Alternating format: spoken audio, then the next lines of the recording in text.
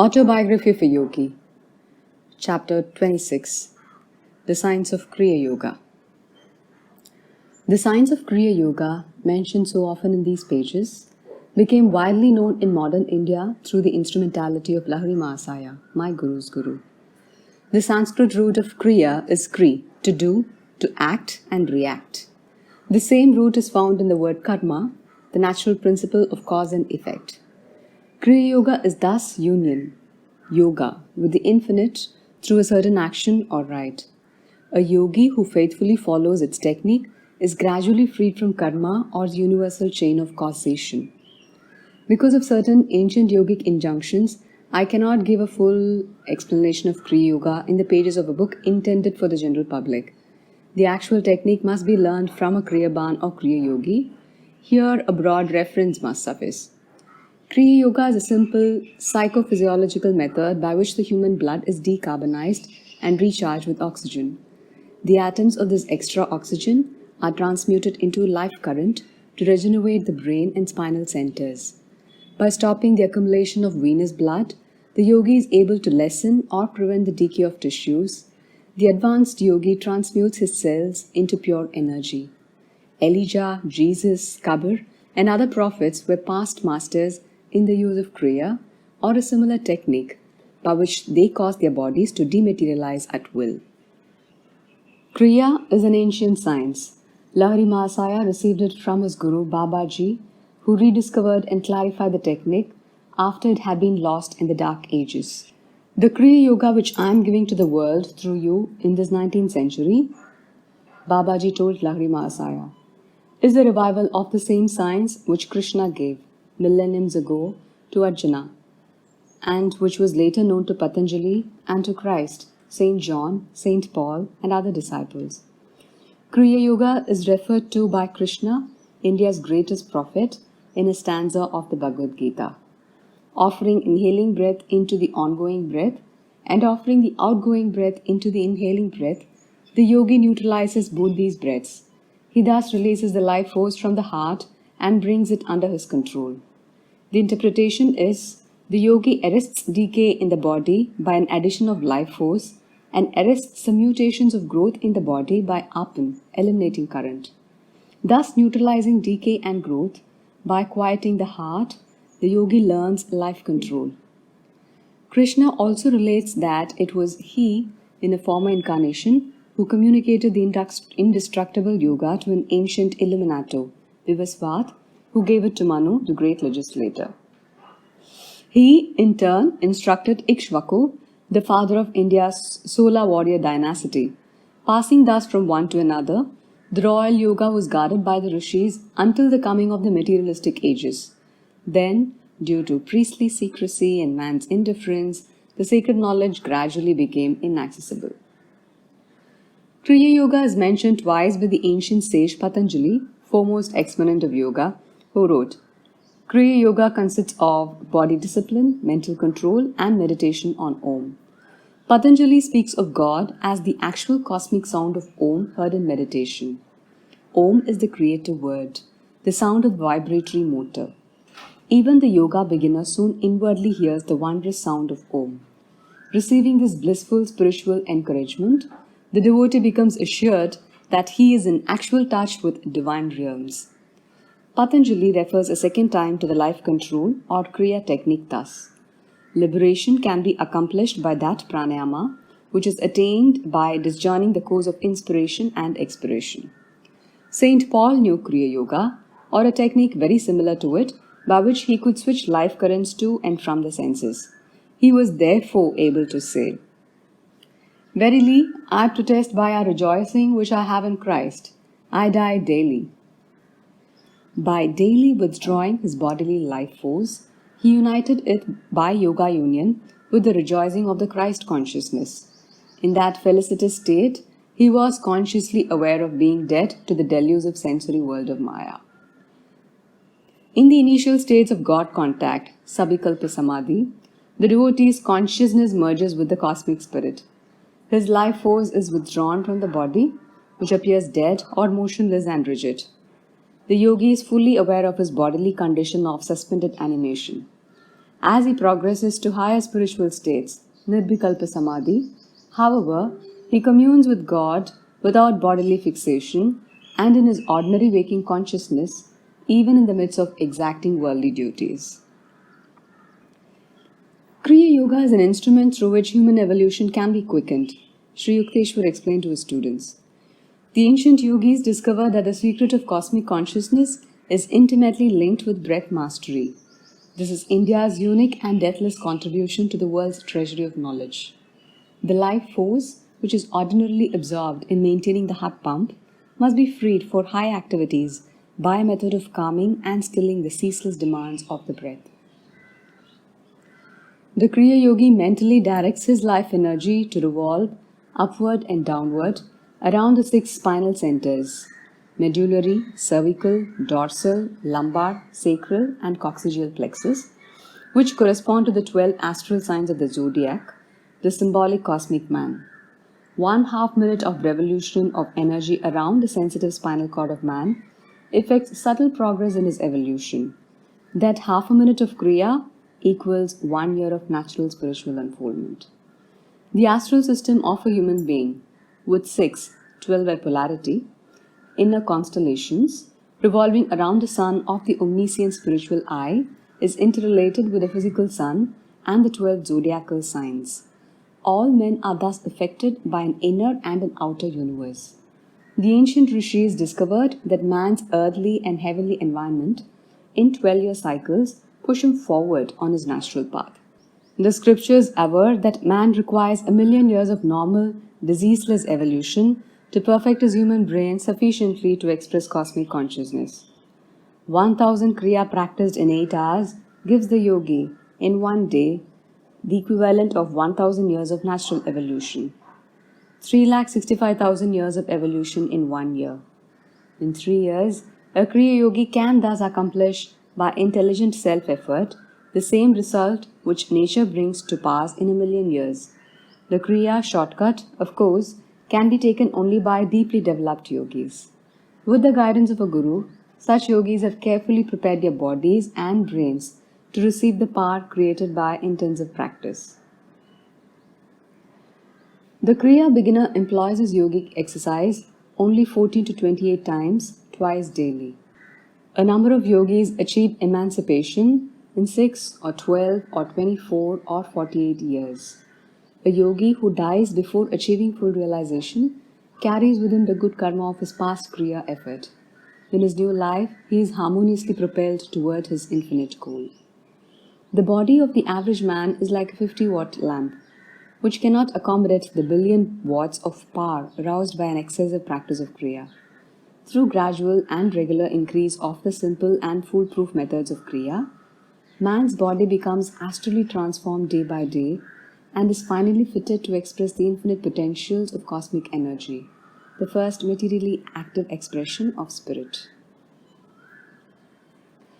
Kriya Yoga has nothing in common with the unscientific breathing exercises taught by a number of misguided zealots. Their attempts to forcibly hold breath in the lungs is not only unnatural but decidedly unpleasant. Kriya, on the other hand, is accompanied from the very beginning by an accession of peace and by soothing sensations of regenerative effect in the spine. The ancient yogic technique converts the breath into mind. By spiritual advancement, one is able to cognize the breath as an act of mind-a-dream breath. Many illustrations could be given of the mathematical relationship between man's respiratory rate and the variations in his states of consciousness. A person whose attention is wholly engrossed, as in following some closely knit intellectual argument or in attempting some delicate or difficult physical feat, automatically breathes very slowly. Fixity of attention depends on slow breathing. Quick or uneven breaths are an inevitable accompaniment of harmful emotional states: fear, lust, anger. The restless monkey breathes at the rate of 32 times a minute, in contrast to the man's average of 18 times.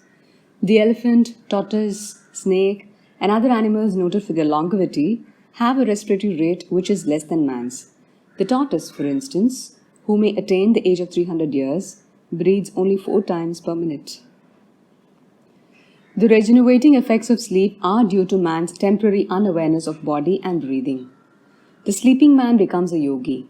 Each night, he unconsciously performs the yogic rite of releasing himself from bodily identification and of merging the life force with healing currents in the main brain region and the six sub-dynamos of his spinal centers.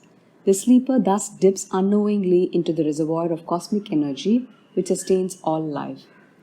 The voluntary yogi performs a simple, natural process consciously, not unconsciously like the slow-paced sleeper. The Kriya Yogi uses his technique to saturate and feed all his physical cells with undecaying light and keep them in a magnetized state. He scientifically makes breath unnecessary without producing the states of subconscious sleep or unconsciousness.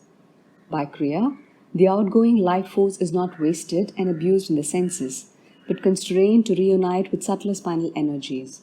By such reinforcement of life, the yogi's body and brain cells are electrified with a spiritual elixir. Thus, he removes himself from studied observance of natural laws, which can only take him by circuitous means as given by proper food, sunlight, and harmonious thoughts to a million-year goal. It needs 12 years of normal healthful living to effect even slight perceptible change in brain structure, and a million solar returns are exacted to sufficiently refine the cerebral tenement for manifestation of cosmic consciousness. Untying the cord of breath which binds the soul to the body, Kriya serves to prolong life and enlarge the consciousness to infinity. The yoga method overcomes the tug of war between the mind and the matter-bound senses and frees the devotee to re-inherit his eternal kingdom. He knows his real nature is bound neither by physical encasement nor by breath, symbol of the mortal enslavement to air, to nature's elemental compulsions. Introspection, or sitting in the silence, is an unscientific way of trying to force apart the mind and senses tied together by the life force.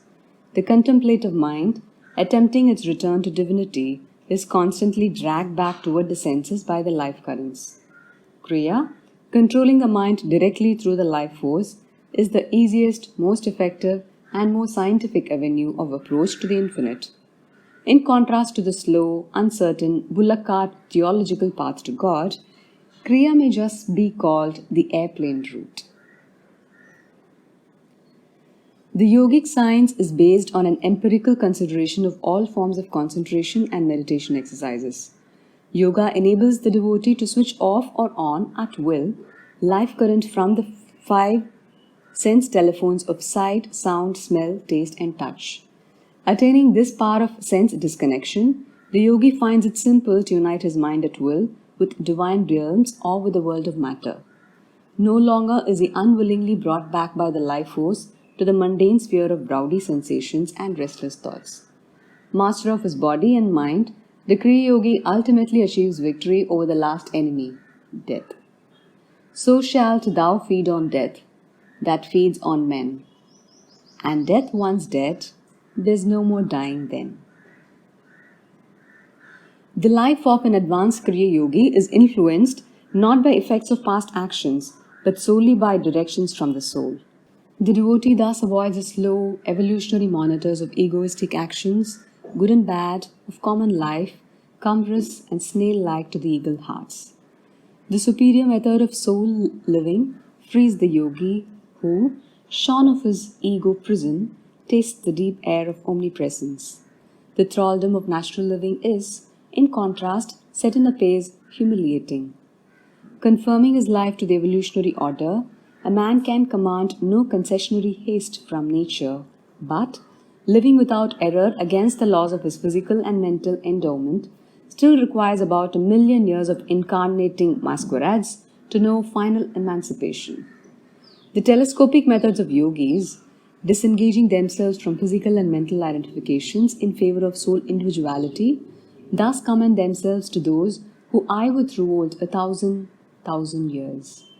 This numerical periphery is enlarged for the ordinary man, who lives in harmony not even with nature, let alone his soul, but pursues instead unnatural complexities, thus offending in his body and thoughts the sweet sanities of nature. For him, 2 times 1,000,000 years can scarce suffice for liberation. Gross man seldom or never realizes that his body is a kingdom governed by Emperor Soul on the throne of the cranium, with subsidiary regents in the six panel centers or spheres of consciousness.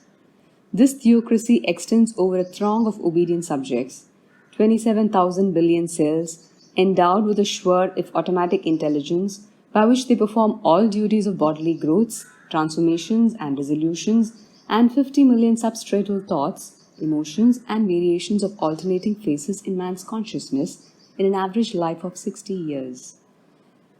Any apparent insurrection of bodily or cerebral cells toward Emperor Soul, manifesting as disease or depression, is due to no disloyalty among the humble citizens, but to past or present misuse by man of his individuality or free will, given to him simultaneous with the soul and the revocable never. Identifying himself with a shallow ego, man takes for granted that it is he who thinks, wills, feels, digests meals, and keeps himself alive, never admitting through reflection, only a little would suffice, that in his ordinary life he is not but a puppet of past actions and of nature or environment. Each man's intellectual reactions, feelings, moods, and habits are circumscribed by effects of past causes, whether of this or a prior life. Lofty above such influences, however, is his regal soul. Spurning the transitory truths and freedoms, the Kriya Yogi passes beyond all disillusionment into his unfettered being. All scriptures declare man to be not a corruptible body but a living soul. By Kriya, he is given a method to prove the scriptural truth. Outward ritual cannot destroy ignorance because they are not mutually contradictory, wrote Shankara in his famous Century of Verses. Realized knowledge alone destroys ignorance. Knowledge cannot spring up by any other means than inquiry. Who am I? How was this universe born? Who is its maker? What is its material cause? This is the kind of inquiry referred to. The intellect has no answer for these questions. Hence, the rishis evolved yoga as a technique of spiritual inquiry. Kriya Yoga is the real fire rite, often extolled in the Bhagavad Gita. The purifying fires of yoga bring eternal illumination and thus differ much from outward and little effective religious fire ceremonies, where perception of truth is oft burnt to solemn chanted accompaniment along with the incense. The advanced yogi, withholding all his mind, will, and feeling from false identification with bodily desires, uniting his mind with superconscious forces in the spinal shrines, thus lives in this world as God hath planned, not impelled by impulses from the past, nor by new witlessness of fresh human motivations. Such a yogi receives fulfillment of his supreme desire, safe in the final haven of inexhaustibly blissful spirit. The yogi offers his labyrinthine human longings to a monotheistic bonfire dedicated to the unparalleled God. This is indeed the true yogic fire ceremony in which all past and present desires are fuel consumed by love divine. The ultimate flame receives the sacrifice of all human madness, and man is pure of dross. His bones stripped of all desirous flesh, his karmic skeleton bleached in the antiseptic suns of wisdom, he is clean at last, inoffensive before man and maker. Referring to yoga's sure and methodical efficacy, Lord Krishna praises the technological yogi in the following words. The yogi is greater than body disciplining ascetics, greater even than the followers of the path of wisdom, Jnana Yoga, or of the path of action, Karma Yoga. Be thou, O disciple Arjuna, a yogi.